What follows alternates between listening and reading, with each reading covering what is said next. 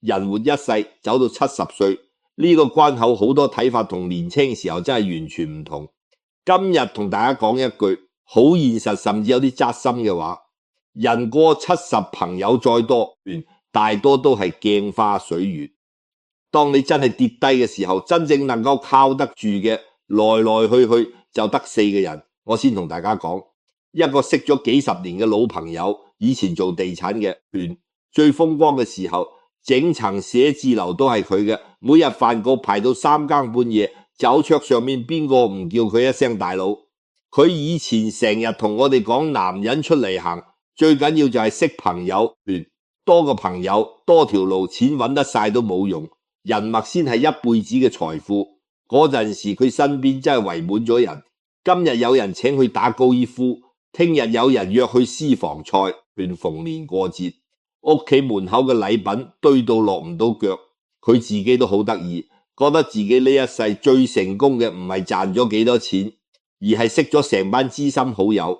後嚟佢年紀大咗，將盤生意交俾個仔打理，自己退咗下來享清福頭1年仲好。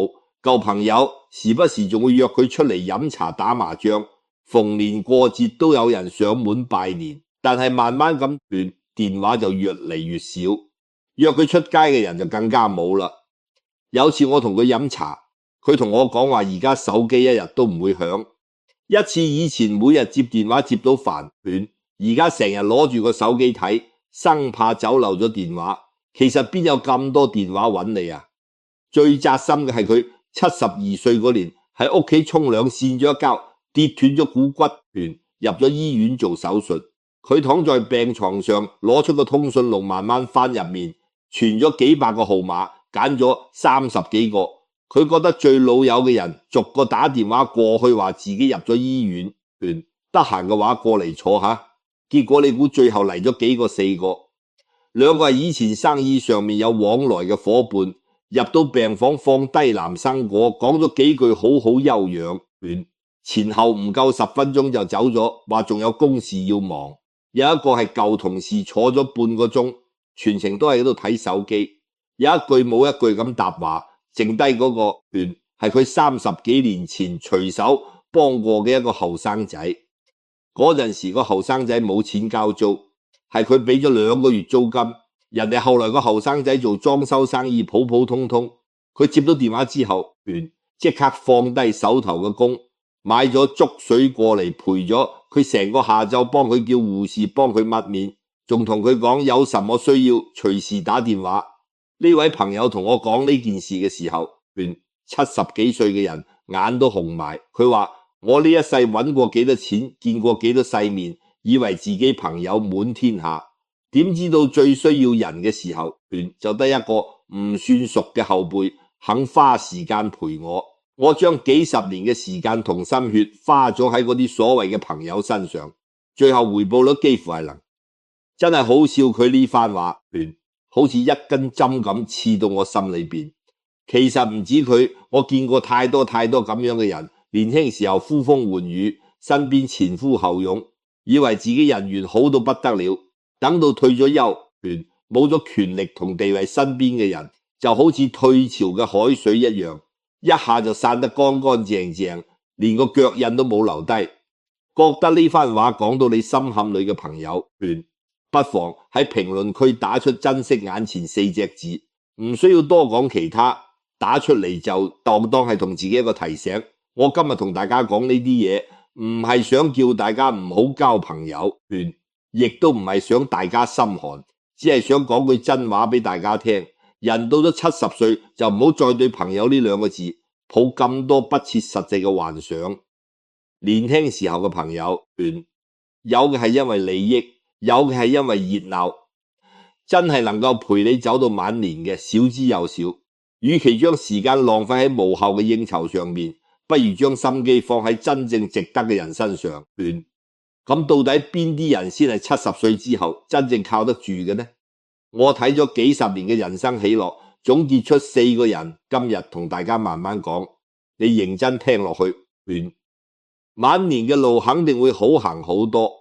可能有人會講，你而家都仲未到70歲，憑什麼同我講呢啲？我係冇70歲，但係我見過30歲就活成70歲咁孤獨嘅人，也見過80歲仲好似少年咁精神嘅老人家。我唔係以一個過嚟人嘅身份教你做嘢，我只係將我親眼見過、親耳聽過嘅真相講俾你聽，信唔信？就由你自己判斷。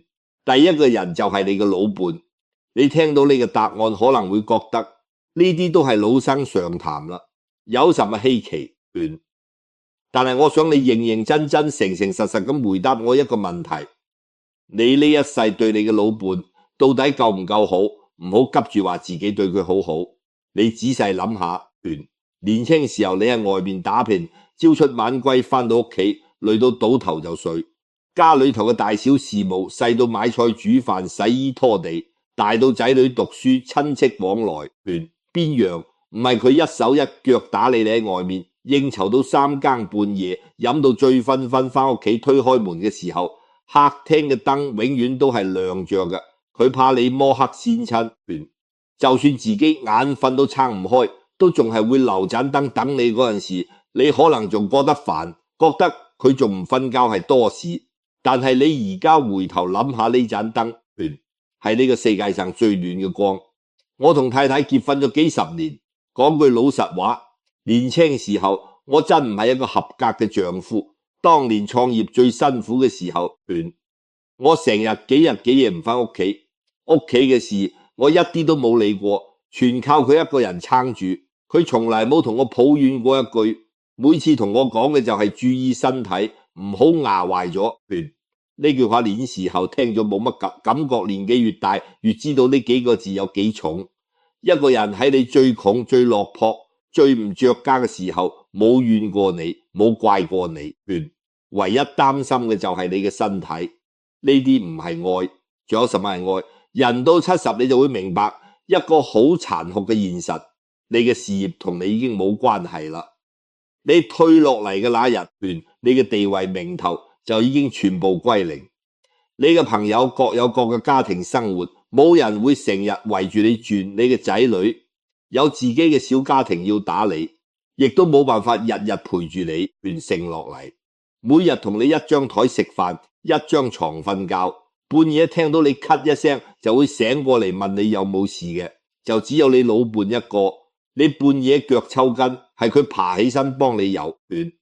你朝早胃口唔好，係佢換住花樣俾你煲清淡嘅粥。你坐喺陽台發呆唔出聲，佢就安安靜靜坐喺你隔籬乜都唔問，就咁陪住你呢啲小事，睇起嚟不起眼。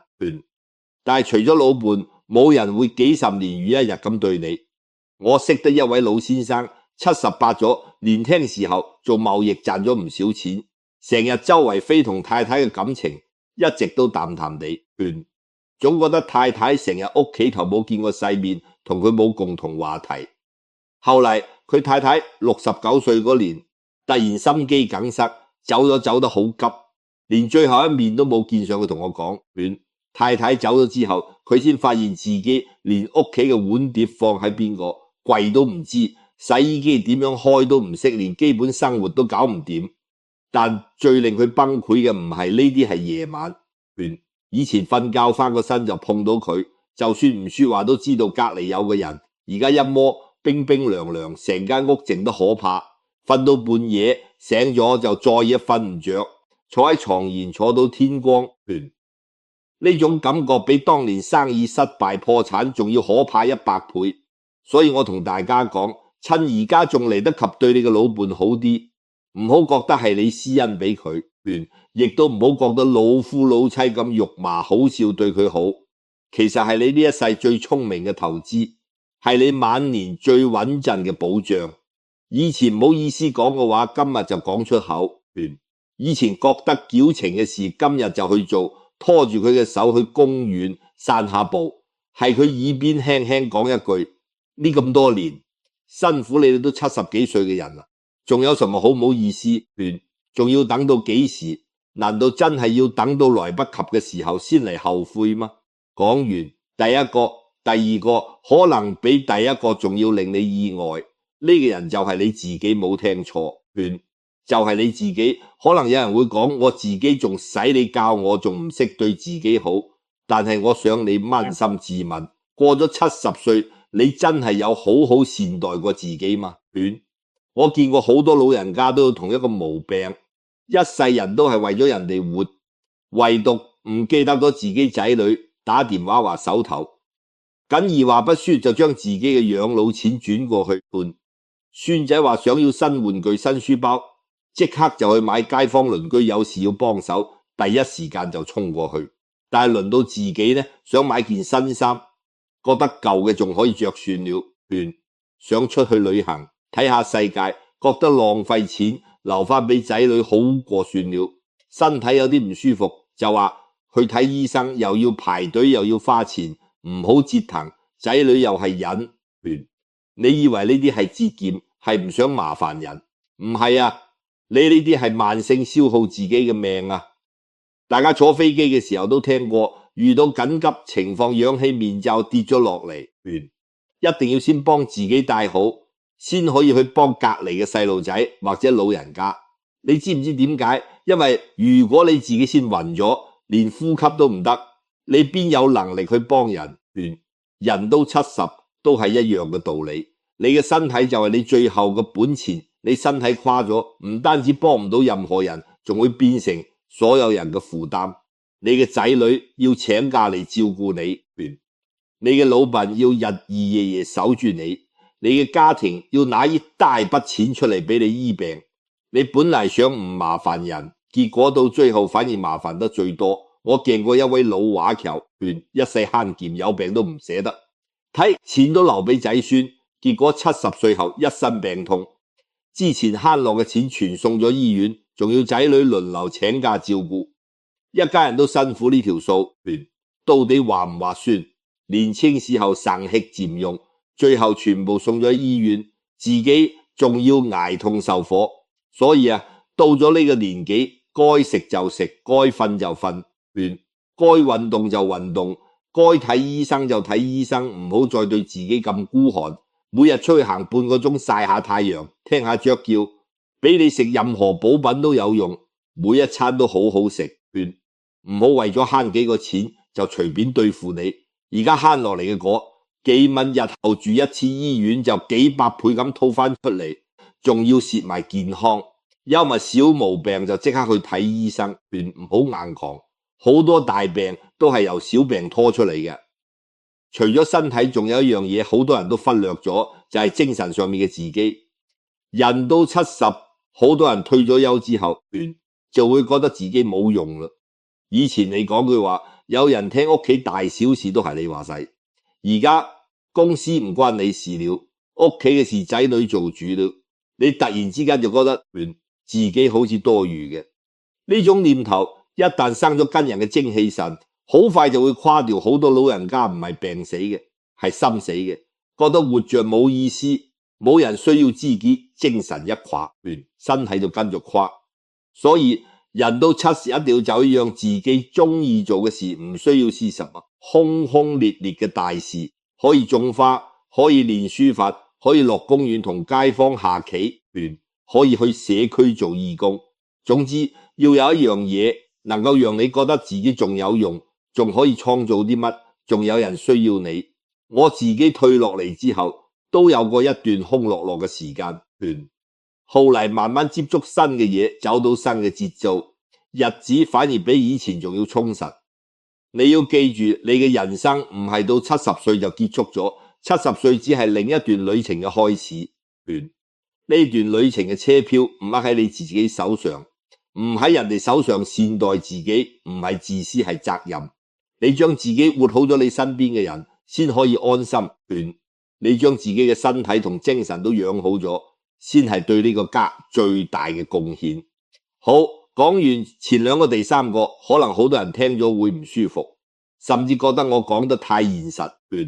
但係唔舒服都好，我都要講真話，因為呢個就係現實。第三個人就係你最貼心最靠得住嘅嗰個仔女。注意我講嘅係最貼心嘅嗰段，唔係所有仔女。我知道呢句話好扎心，你可能有2、3個仔女，手背都係肉，邊個你都痛。但係你唔得不承認一個現實，到你真係需要人照顧嘅時候，都能夠指望得上嘅。來來去去就得咁，一個唔係話其他仔女唔孝順，而係每個人嘅處境都唔一樣。有嘅仔女移民去咗外國，一年都翻唔到一次，就算有心照顧你都鞭長莫及。有嘅仔女住喺第二個城市，自己上有老下有細，每日忙到腳不沾地，邊有多餘嘅精力日日陪住你？仲有嘅仔女性格天生就唔係細膩體貼嘅類型，佢心裏邊有你，但係佢唔識得表達，也唔識得點樣照顧人。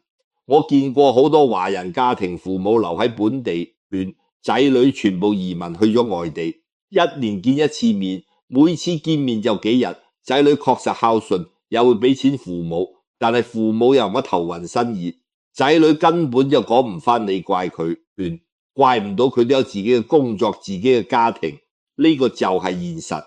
你嬲也好，傷心也好，都改變唔到。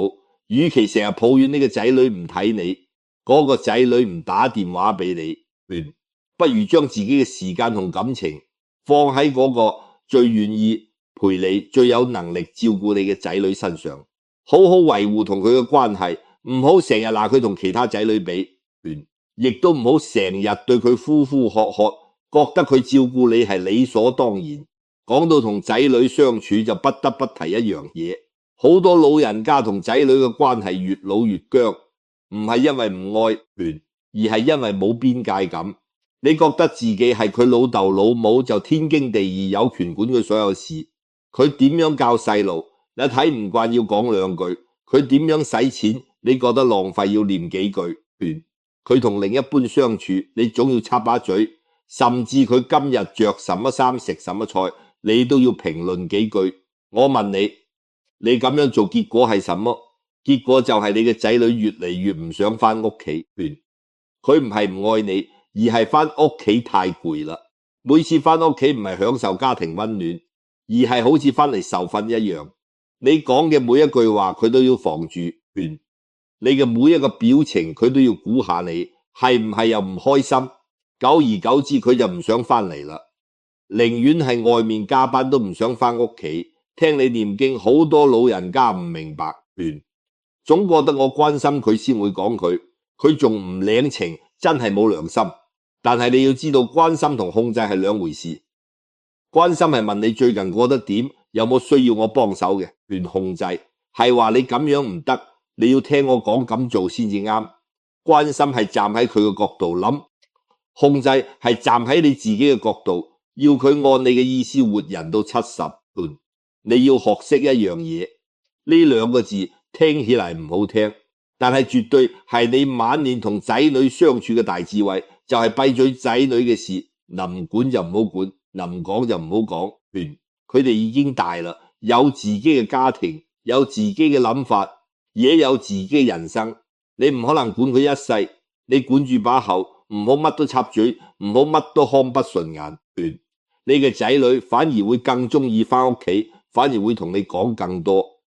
心裏話你尊重佢嘅選擇，佢先會發自內心咁尊重你。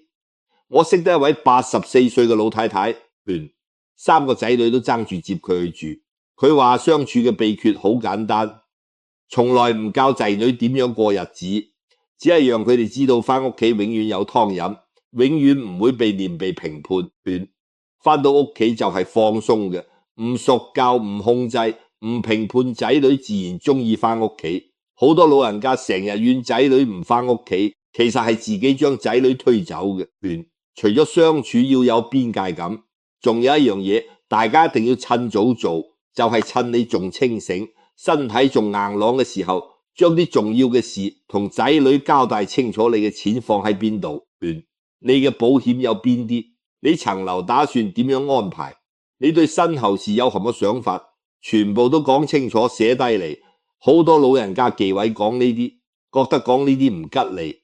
但係我同你講，你而家唔講清楚，到你走咗之後，先係真真正正嘅唔吉利。你睇下新聞，幾多兄弟姊妹為咗爭一層樓、爭一筆存款鬧上法庭，反目成仇，老死不相往來。你一世人辛辛苦苦建立起嚟嘅家，最後就因為你乜都冇講清楚，散得4分5裂，呢個先係最大嘅悲劇。趁而家仲精神，該講嘅就講，該安排嘅就安排，唔好覺得晦氣。呢個唔係晦氣，係你對呢個家最後嘅責任好。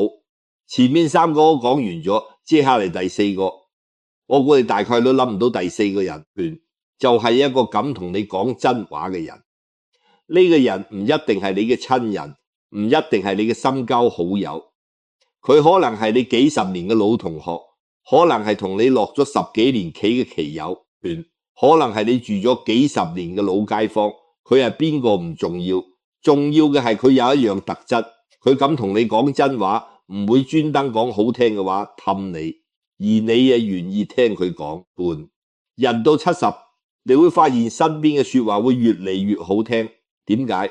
因為所有人都就住你，恐住你仔女，怕你操心，什麼事都報喜不報憂。你嘅老伴怕你嬲，怕你唔開心，好多事都自己扛住。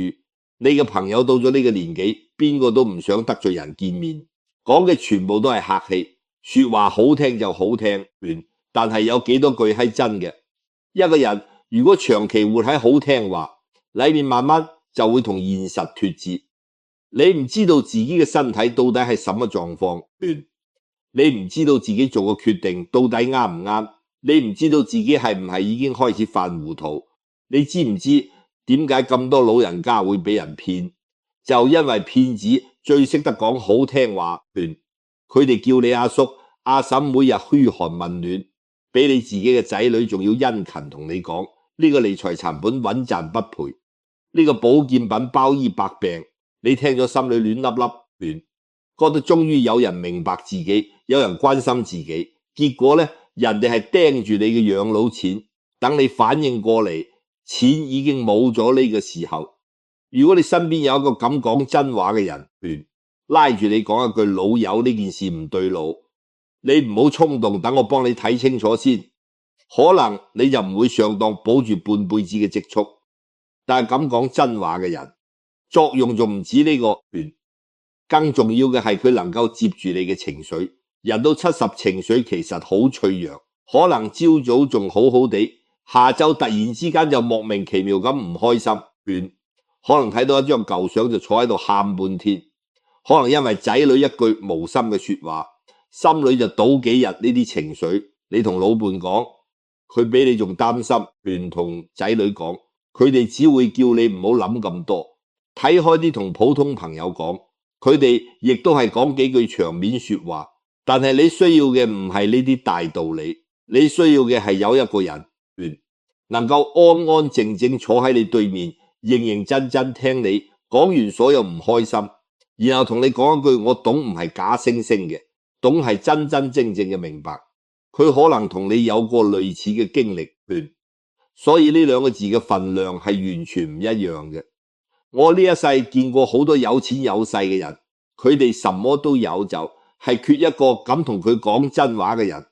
身邊圍滿咗拍馬屁嘅人，每個人都同佢講，你英明，你決定嘅太對啦。結果佢做咗一個又一個糊塗決定，最後將辛苦打落嚟嘅江山敗得一乾二淨。所以無論你有錢冇錢，有權冇權，到咗70歲身邊，一定要留住一個敢講真話嘅人。遇到咁樣嘅人，一定要好好珍惜，唔好因為佢講咗一句你唔中意聽嘅說話就疏遠佢。呢個世界上講好聽話嘅人，一毛錢一打，隨處都有。但係咁冒咗得罪你嘅風險，同你講真話嘅人，一輩子遇到一個就已經係賺咗好。4個人我全部都講完咗，老伴，自己最貼心嘅仔女，敢講真話嘅朋友。可能有人會講呢啲道理我都知啊，冇什麼新鮮嘅。但係我同你講一句真話，知道同做到呢中間嘅距離比地球到月球仲要遠。你知道要對老伴好，卻總嫌佢囉嗦；你知道要顧好自己，卻總慳住錢唔捨得睇醫生。你知道同仔女要保持距離，卻總管唔住把口，乜都要管。你知道要珍惜講真話嘅朋友，卻總聽唔入逆耳之言。道理人人都懂，但做到嘅人冇幾個，無非係幾十年嘅習慣，難改，但難改唔代表改唔到。當年外國咁多苦都過嚟啦，改幾個時候習慣算什麼？我唔叫你一下全部改，好唔現實，也冇必要。你只需要從一件小事開始做就夠啦。今日翻到屋企，行到你老伴身邊，望住佢，同佢講一句：你咁多年辛苦你啦。聽日朝早唔好一早就坐喺度睇電視，落樓去公園行半個鐘，曬下太陽，呼吸下新鮮空氣。呢個周末俾你嘅仔女打個電話，唔好一開口就問揾咗幾多錢，工作順唔順利，你就問一句：最近過得開唔開心啊？下次你嘅老朋友同你講咗一句唔好聽嘅說話，唔好即刻就嬲，先諗下佢點解要同我講呢啲，佢根本冇必要討好我。佢講呢啲係因為真係當我係朋友，真係為我好。就呢幾件小事睇起嚟不起眼，但係一日一日積累落來，你嘅晚年生活就會完全唔一樣。最後，我同大家講幾句掏心窩子嘅話。你知唔知70歲之後人最大嘅敵人係什麼？唔係疾病，唔係貧窮，係孤獨。到咗呢個年紀，錢夠花就得啦，唔需要大富大貴，你又唔使再買樓，又唔使再創業，錢幾多先叫多？租食夠住，有乜事可以攞得出錢就夠啦。地位呢啲嘢就更加虛啦。你退落嚟嘅那日，你嘅職位名頭就已經全部還俾社會啦。呢啲嘢生不帶嚟死，去到老咗真係一點用都冇。咁最怕嘅係什麼？係朝早醒過嚟，成間屋靜悄悄的，冇人同你講一句早晨。係你見到一樣好笑嘅事，想同人分享翻遍，成個通訊錄都揾唔到一個可以打電話嘅人。係你半夜突然身體唔舒服，唔知道應該打俾邊個，也唔敢打俾仔女，怕佢哋擔心，只能自己硬扛。係你坐喺窗邊睇住街上面人來人往，覺得呢個世界好似同自己冇任何關係，自己就係一個多餘嘅人。呢種孤獨感係70歲之後最可怕嘅敵人，比癌症仲要可怕。因為癌症仲可以醫，但係孤獨冇藥醫。我見過一位82歲嘅老人家，仔女都好出色，住大屋，開好車，按理講應該好幸福。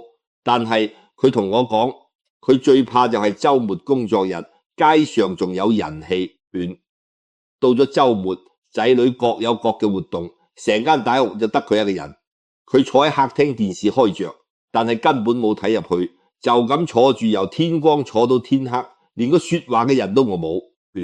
呢種平靜底下係深入骨髓嘅孤獨，係被全世界遺忘嘅無力感。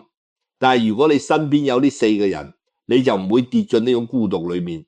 有老伴陪住你，你至少唔會一個人食飯，一個人瞓覺，半夜醒咗，隔籬有個人就唔會怕。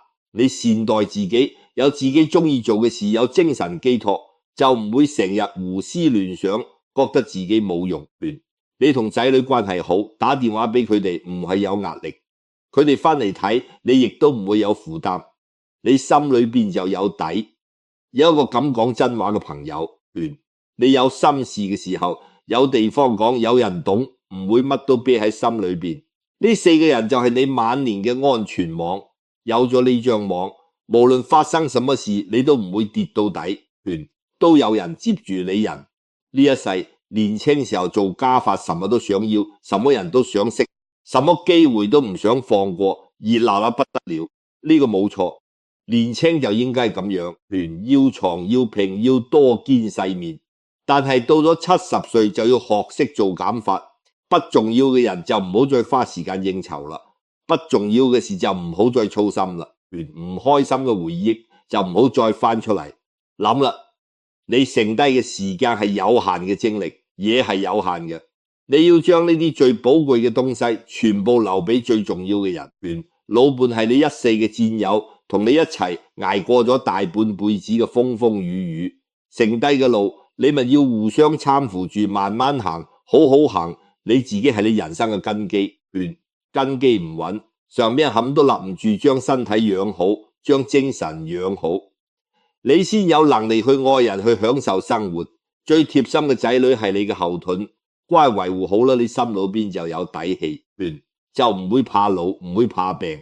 咁講真話嘅朋友係你嘅鏡子，讓你睇清自己，唔會活喺幻覺裏面，唔會行差踏錯戰友根基後盾鏡子呢4樣，就係你70歲之後最珍貴嘅財富。我知道你聽咗咁多，可能會有感慨，可能會覺得自己以前做得唔夠好，但係冇關係嘅。種一棵樹最好嘅時間係20年前，第二好嘅時間係而家。你今日意識到啦，今日就開始做，一切都嚟得及。今日講咗咁多，都係我呢大半輩子睇到嘅經歷到嘅真心話。如果覺得有用，就轉發俾你嘅老伴仔女同最好嘅朋友睇下，唔需要解釋什麼，等佢哋自己睇。睇完之後，可能你們之間就會有一些以前從嚟冇講過嘅對話。呢啲對話可能比你一輩子講過嘅所有說話都重要啊！最後送大家一句話：珍惜眼前人，做好眼前事，不勞而行就夠㗎喇。我哋下次再見。